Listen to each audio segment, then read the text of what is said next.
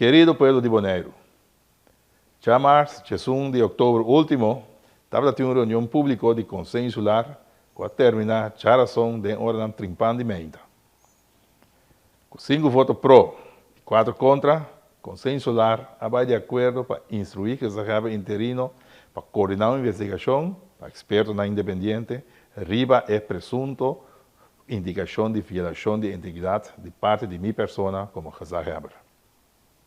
Den emoção está indicar que dentro de 2 semanas depois do começo da investigação, está apresentar resultado e possível recomendação da Conselho Insular.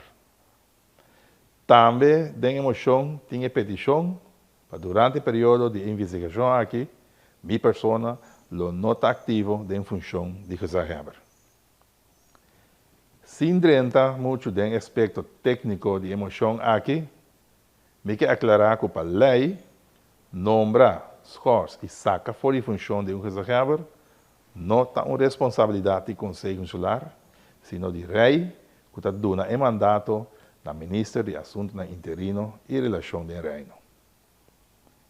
Me a reflejar hope e última hora na riba e intenção de emoção aqui e está compreender que o Conselho Insular quer trazer claridade riba certa informação que a queda publicar recentemente tocante o funcionamento de minha pessoa como Haber.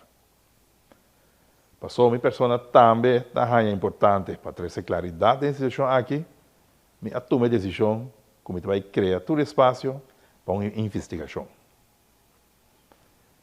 Por esse motivo aqui, me decidi que no começo da investigação, está escolher para baixo vacância para 2 semanas em espera de conclusão da investigação.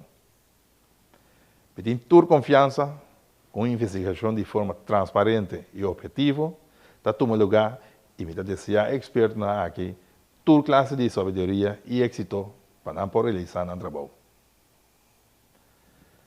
Durante meu período de ausência, maneira estipulada em lei, Haber interino não tomou minha tarefa na obra.